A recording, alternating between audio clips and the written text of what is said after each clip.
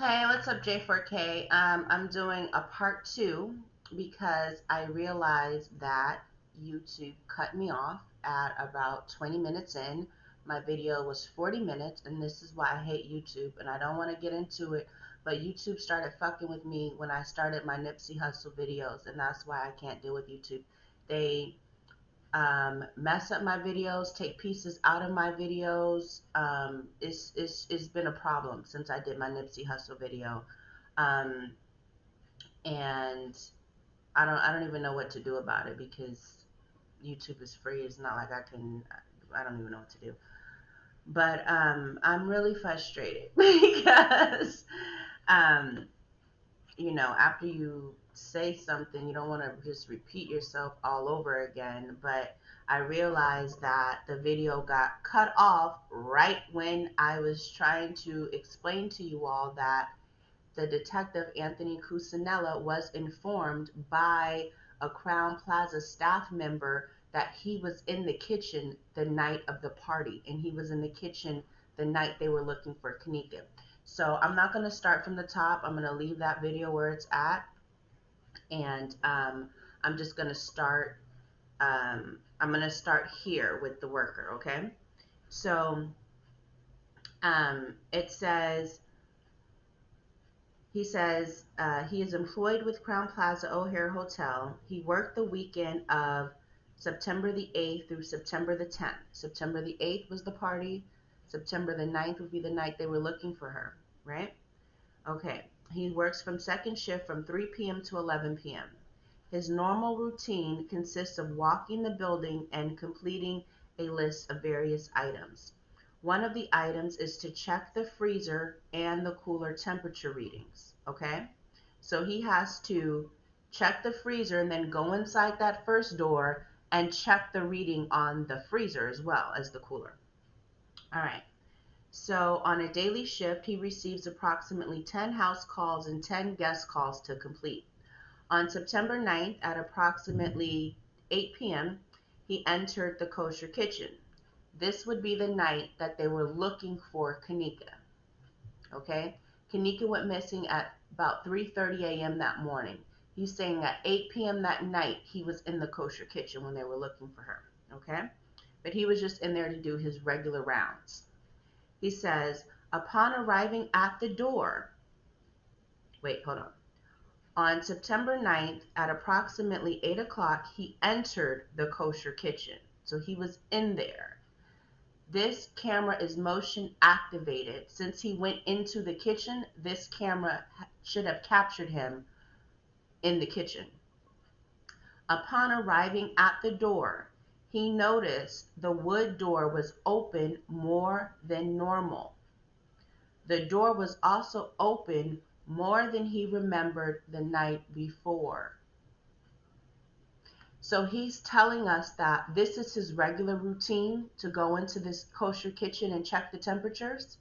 He was in there September 9th when they were looking for Kanika. He was also in there the night of the party, the night before, September 8th, when he was on duty from 3 p.m. to 11 p.m.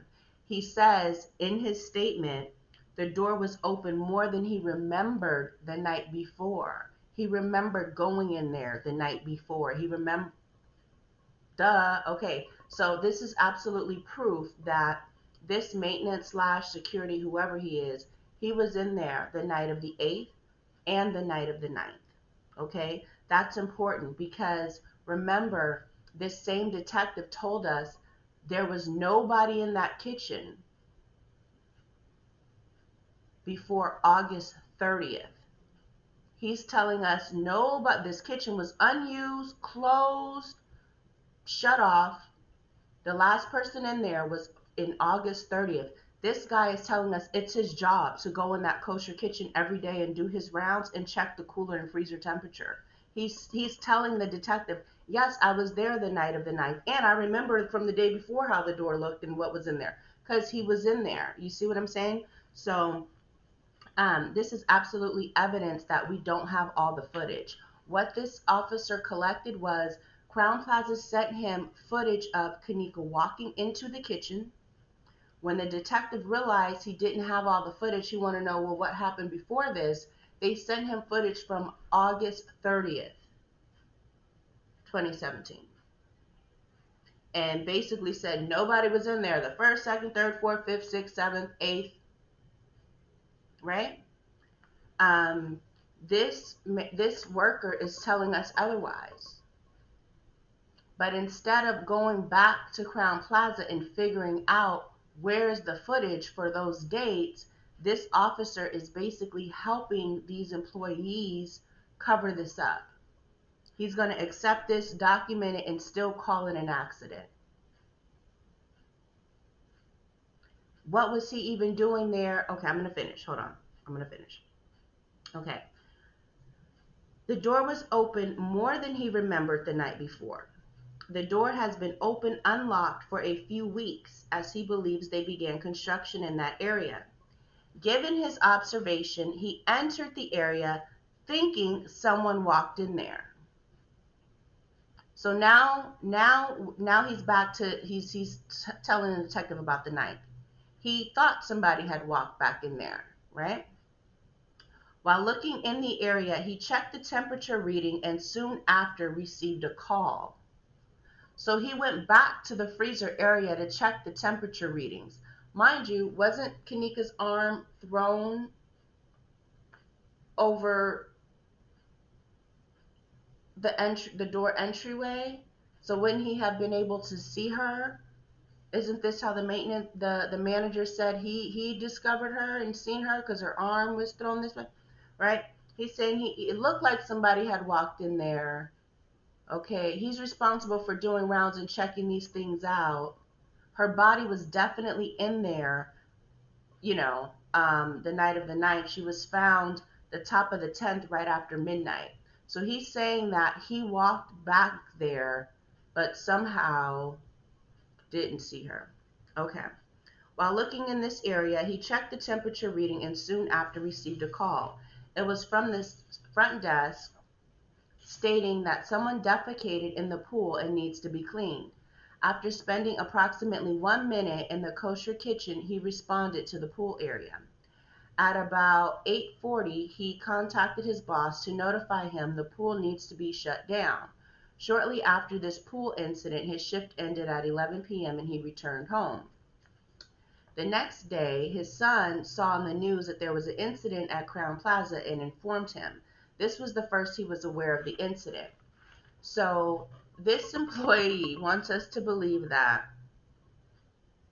when he walked in, mind you, Kanika was missing at 3 a.m. When he walked into work at 3 p.m., he's saying he knew nothing about what was going on. Mind you, the family was there. They're running around the hotel. They're banging on doors. Okay, they have the police called on them for banging on doors. The police are running around. They're looking for Kanika.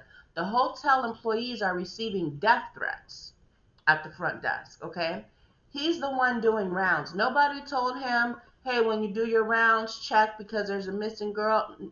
Nobody said anything to him. He didn't know what was going on at the whole night from 3 p.m. to 11 p.m. He didn't hear anything about Kanika. That sounds very, very, very suspicious. And I'm not a detective. Like, you're talking to a detective that has their surveillance footage. He could have easily verified these statements. But there's no evidence that this Anthony Cucinella followed up with any of this because they were very, very adamant about calling this an accident and moving on. Okay? But this employee is proof that not only was somebody down there the night of the party, but somebody was down there even the night after. Who knows what he was doing, if the body was somewhere else in the hotel and he's the one that put it in the freezer, who knows. But because he's an employee, I'm telling you, he told the detective that he was in that area because he knows it's on camera. And he didn't know if the detective had that footage or not. So he told the detective, yeah, I was in that area, but for 1 minute, just to check the freezer and the cooler temperature. You see? And what that does is that gives him an excuse for going around that little corner, not just for going in the kosher kitchen, but he went around that little bend where the cooler and the freezer are that Kanika was found in.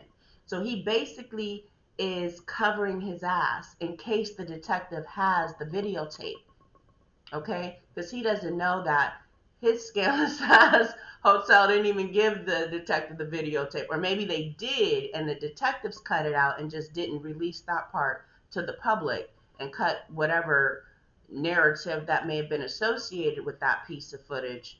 Maybe they just hit that part, right? I already showed you when it came to putting things in the evidence room that the surveillance tape is in the evidence room, but the tape from the August 30th, the people walking in the kitchen, that there's no inventory sheet that got checked into the evidence. Okay, so we don't know. Now the next thing I want to go over, I have to keep looking to make sure the video is running because YouTube be playing. The next thing I want to go over is the last statement where Anthony Cucinella interviewed somebody that was at the party. Now, this is important because this shows us why he should have been checking the footage from the night of the 8th. Remember my first video, I talked to you about him being given footage from the 8th through the 10th and only want to catalog what happened from the 9th through the 10th, and he just kind of left the 8th alone. But I'm about to go over a narrative that demonstrates how important it is to figure out what happened on the 8th, the night of the party. Okay, so it says that a juvenile and his mother on September 14th voluntarily arrived at the Rosemont Police Department to speak with our agency. I, along with Officer Piskelli, spoke with Blank and his mother in an interview on the 4th floor to obtain a statement. The following is in summary, not verbatim. Blank related to me that he was present the night in question attending a party on the 9th floor, but uncertain of the exact room number. He arrived at approximately 9 o'clock at night and left around 4 a.m. He arrived with his, quote, cousin. The two of them were dropped off by a female that goes by the name of Cece. He doesn't know her real name, how old she is, or where she lives. She also picked them up when they left. So basically, this Uber driver is a ghost. You don't know who it is, just a fake name. Okay, interesting. This is the piece where the detective should have checked and verified. This is a young juvenile telling me that he went to a party at 9 o'clock at night. Who goes out to party at 9 o'clock at night? That's kind of early for these kids, don't you think?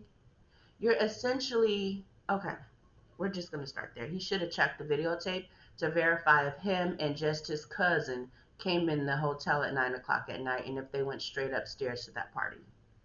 Okay. When they arrived in the hotel room, there were about 8 people at the time, which makes sense because the party had barely started. Quickly, other partygoers began arriving in the hotel room. Now, this is also interesting because I'm wondering if he's one of the people in Irene's glasses, because he was there before the party really got popping, and we know that the viral video from her glasses is from before when the party got popping. Now, this officer could have connected the dots because he's in charge of reviewing Irene's video, you see, but he never put that together for us.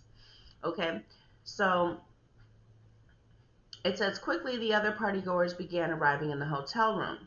At about 11 p.m., Kanika arrived with her 2 female friends. So this is another part where the detective should have reviewed their surveillance to see if Kanika really arrived at 11 p.m. They're telling us that she arrived at 1 a.m. the next morning.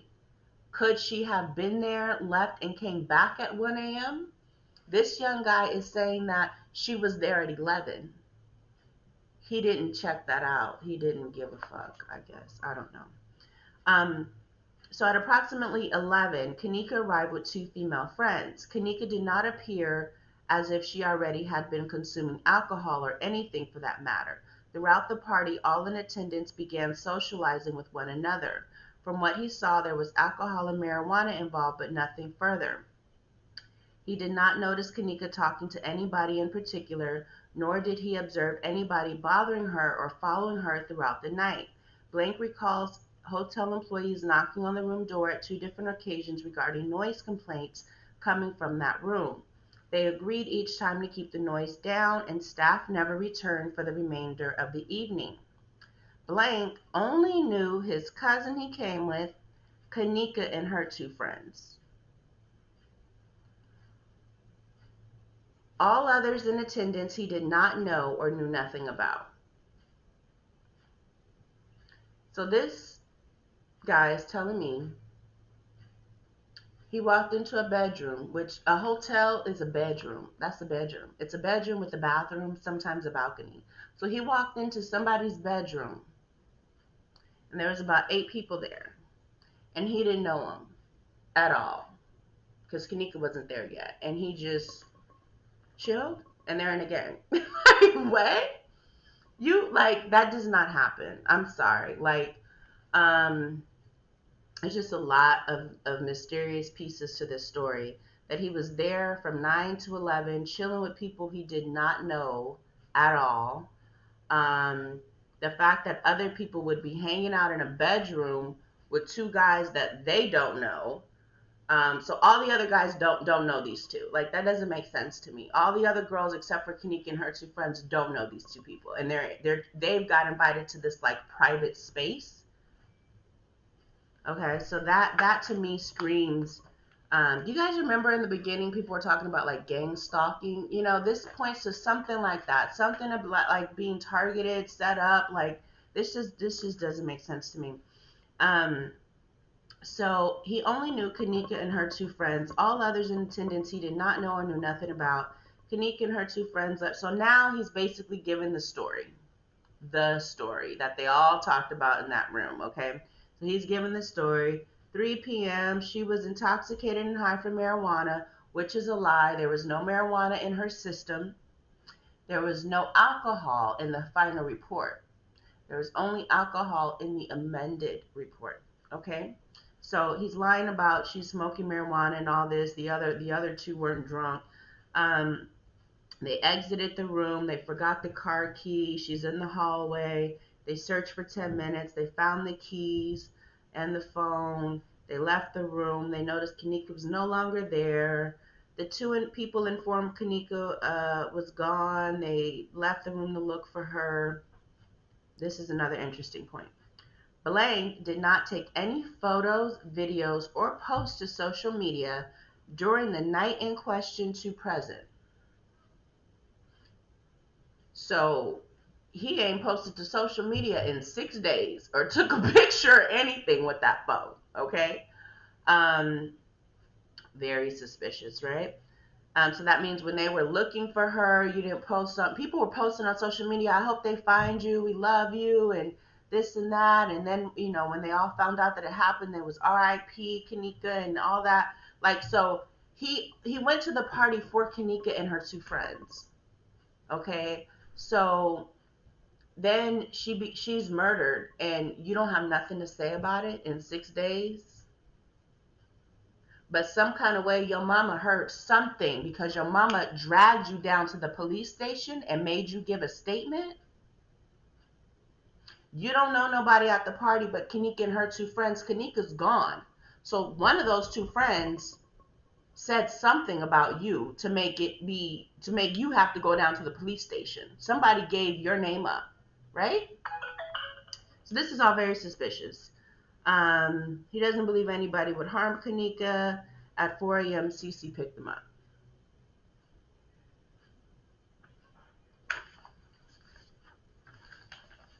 The detective just wrote the story down and moved on, didn't do any further follow-up, didn't verify if Kanika was there at that time, didn't verify why he thought Kanika was smoking marijuana and there's no marijuana in the system, didn't verify, if Kanika knew he would be at this party, or why would he be at a party just for Kanika and her two friends, but then be there 2 hours earlier than her. Just kind of weird, right? So this is basically part one with just, well, this is actually the part two of the videos, just following Anthony Cucinella. I wish I could have done one concise video, which I did, but YouTube messed my video up. So I hope you guys understand. If you have any questions, just put it in the comments below and I'll try to answer them the best of my ability. And I will try to work through my technology issues the best way that I know how. And good night.